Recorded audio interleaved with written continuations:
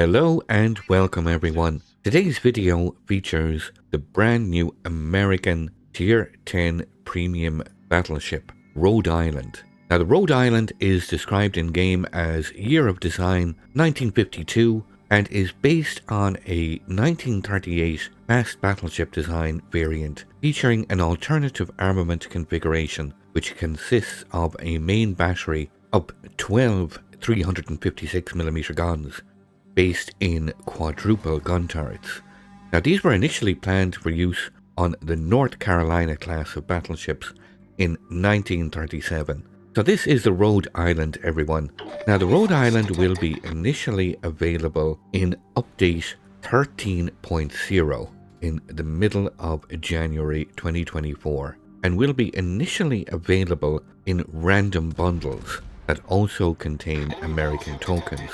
Now these will be available for bundles that cost 2,000 doubloons each, but can be discounted in bulk. So this is the initial release information. So with the launch of Update 13.0, Rhode Island, the Tier 10 American battleship, will be in game. So now this is a complete review guide we're going to go through. We are going to go through the ship's upgrades, the captain's skills, armor layout, gun stats, and everything else. Now I will timestamp the video so you can move through the progression quite easily. So we'll start with the ship upgrades and captain skills. You can see the full build I am using here on screen. Now there are a couple of little things you do have a little bit of room for maneuver here. I have gone with the main battery modification 3 in slot 6, which reduces the reload down to 21.1 seconds. Here are the captain skills I am using. Again, I am using Brisk with this build and Gun Feeder for relatively quickly swapping of main battery shell type, and the rest is quite normal. I'm going to judge any battleship on its ability to tank and deal damage. So let's start by looking at the armor layout on the Rhode Island. Now what immediately stands out is the fore-end plating of 27mm. Same goes for the aft end, only 27mm. Now normally, when I say only, I would normally be comparing this to its competition at Tier 10, and the vast majority of Tier 10 battleships get 32mm bow and stern plating, so you should be taking this into account. What 27mm of bow and stern armor basically means is you can be overmatched by anything firing with a larger gun caliber than 386mm, so it's good to take this into account. The deck armor is 36mm, the upper casemate is 38mm, the side plating of torpedo protection is 38mm, and behind this, the belt armor, the main casemate armor, the top strip is 310. There are two lower sections, one submerged 297mm and one lower down of 163mm. The superstructure plating is 19mm. The turrets get decent protection. The frontal plate is 406mm. The top plate 178. Side plating of 249, and the rear plating on these turrets is 300mm. Now the citadel does run from the rear gun turret to just the tip of the front gun turret, and it is submerged, so it is decently protected. It is completely under the waterline. But again, that 27mm bow and stern plating, that is the obvious weakness compared to the Tier 10 competition. But Rhode Island does come with incredible speed, so you will be using this to your advantage. Okay, so that does tie in directly to the survivability. Rhode Island gets 74,100 hit points with this build, a torpedo protection damage reduction of 26%. Now this is further reinforced by having access to 5 repair parties. These are capable of repairing with a flag mounted 444 hit points per second for a duration of 30.8 seconds. Very fast cooldown on these repair parties. Very fast, just 38 seconds cooldown on this repair party. which does add greatly to the survivability, that you can chain these repair parties when under really heavy sustained fire. You also get access to a 15% speed boost or engine boost, which greatly enhances the speed and the maneuverability of this ship. So what most people are going to be interested in is, of course, the main battery guns. Now, Rhode Island comes armed with 12 356mm guns. These have, with this build, they have a reload time of 21.1 seconds and a max dispersion of 225 meters. Now, should you choose to go a different route and go with artillery plotting room in mod 6, that reload time then drops to 24 seconds and the max dispersion drops to 200 meters. So a gain of 25 meters in max dispersion and a loss of just under 3 seconds when it comes to reload time. These turrets can rotate 180 degrees in 31.3 seconds, and they have a max firing range with this build of 21 kilometers. These 356mm guns can fire both high explosive and armor piercing. The high explosive is quite effective. You have a max damage of 5,000, reasonably high fire chance of 31%. They can penetrate 59mm of armor with a relatively fast shell speed of 861 meters per second. The armor piercing have a max damage of 9,500 with a slightly slower shell speed of 823 meters per second. With a gun feeder, you can actually swap shell types in 14.4 seconds, which is quite useful, allowing you to potentially take advantage of mistakes by the enemy. Rhode Island also gets secondary battery armament, 20 of these 127mm guns in 10 twin-mounted turrets. They have a reload time of 3.8 seconds, a max firing range, or base firing range with this build I should say, is 7.9 kilometers. Now the max damage, they fire high explosive shells, these secondaries. They do a max damage of 1800. These secondaries have a base fire chance of 5%. They can pen 21mm of armor and have a shell speed of 792 meters per second. So relatively very fast firing guns at tier 10, 356mm guns with a fast reload time of 21.1 seconds. So you're going to be putting a lot of shells downrange, especially when you have targets spotted and available to shoot at, which is not always the case, of course.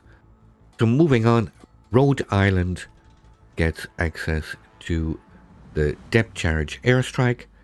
Very good range, 11 kilometers, a reload time of 30 seconds, 2 available flights, 1 aircraft per attacking flight, dropping 2 bombs, and these bombs have a max damage of 4,900.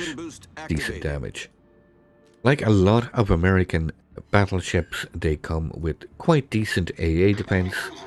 The AA defense rating is 92. This consists of 40 single-mounted 20mm Oerlikons, 40 of these in total single-mounted, another 16 twin-mounted 76mm Mark 33 mounts, and the 127mm secondary guns. These are dual purpose and also serve as AA batteries, and you get 20 of these 10 twin-mounted 127mm guns. These are the Mark 38 mounts.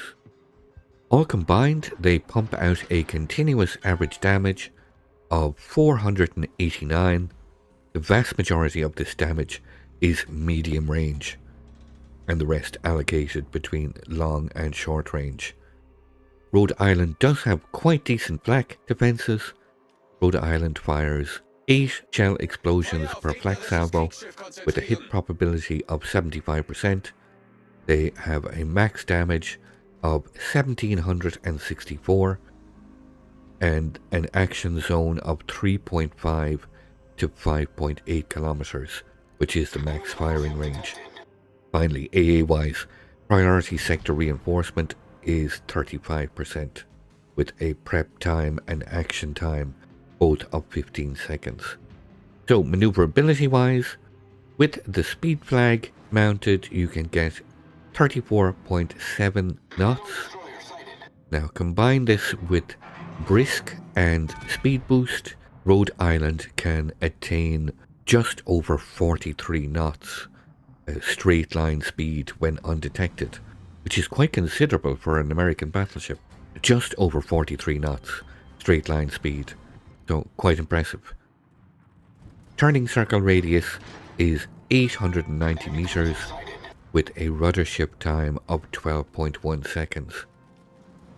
Now finally, stats wise, the concealment rating of 48, and that is with a full stealth build utilizing both Concealment System Mod 1 as upgrade and the Captain Skill Concealment Expert. That concealment range is 13.3 kilometers for enemy ships.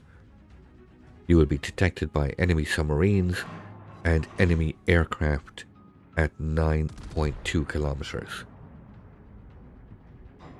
So this is the Rhode Island. Very fast, mobile battleship platform with very fast firing guns, albeit having a lower gun caliber than the vast majority of its competition at Tier 10. But very competitive reload. The damage output of these guns feels quite reasonable. Now, this is the brand new addition to the US Navy in World of Warships. Now again, this ship will be initially available in update 13.0. Again, available initially in random bundles that will also contain American tokens, and these bundles will cost 2,000 doubloons each, but as stated earlier, they can be discounted in bulk. Now, we don't have any information whether this is going to be available, what the cost is going to be available later, but this is just the initial release information that we currently have at the moment. So I've played the Rhode Island quite extensively during testing. I do like the fast firing guns and the fast speed provided by this battleship. Tier 10 is in a bit of a funny place at the moment. There are a lot of very campy long-range style engagements, and Rhode Island does kind of fit into this as a long-range HE spammer. But the ability to relocate around the battlefield, I do like this. It kind of plays like a super heavy cruiser at times, which I do enjoy that kind of gameplay. If that's something that floats your boat, well, this is possibly the ship for you. So I let this game play out. I hope you enjoy the gameplay footage. Bit of a strange game, this one, but a lot of Tier 10 games are quite strange. If you'd like to see some live gameplay, feel free to come over and visit me on Twitch. I look forward to seeing you all, and I let this gameplay play out.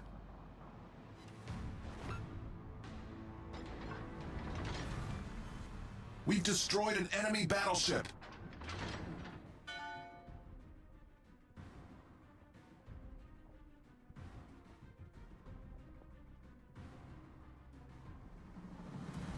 Alle Stationen, melde Position eines strategischen Ziels.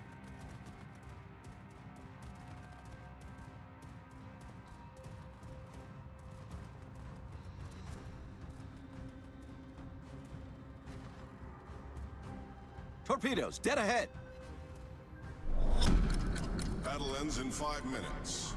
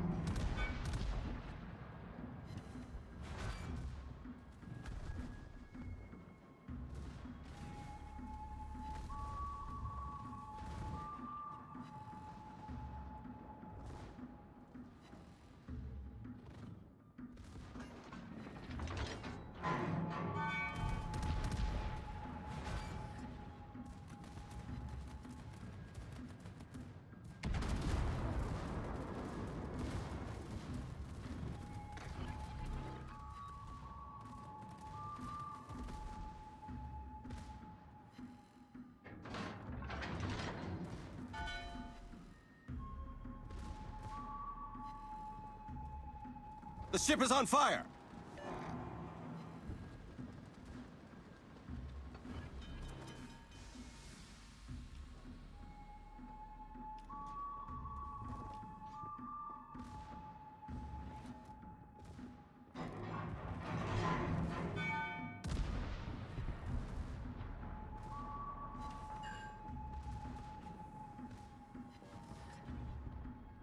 Problem solved, sir. Engine boost deactivated.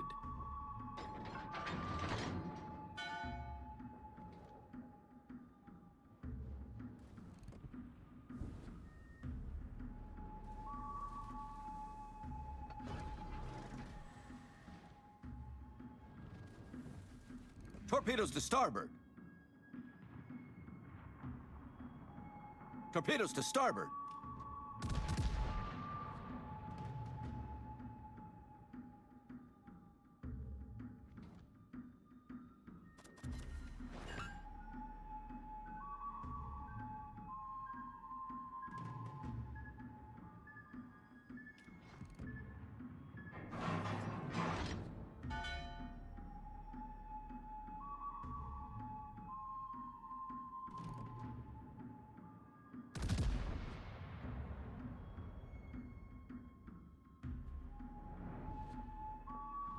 Enemy heavily damaged.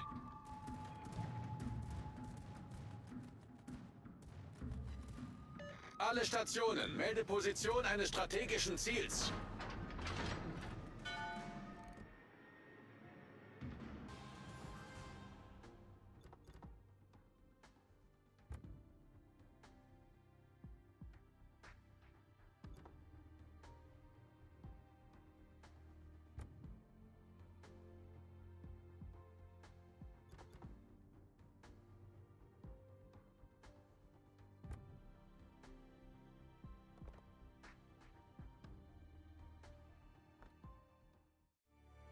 I'd like to thank you once again all for watching. Don't forget to like, share and subscribe for more. Take a moment to check out some of my most recent videos and leave a comment below. And until the next time, keep sailing it like you stole it.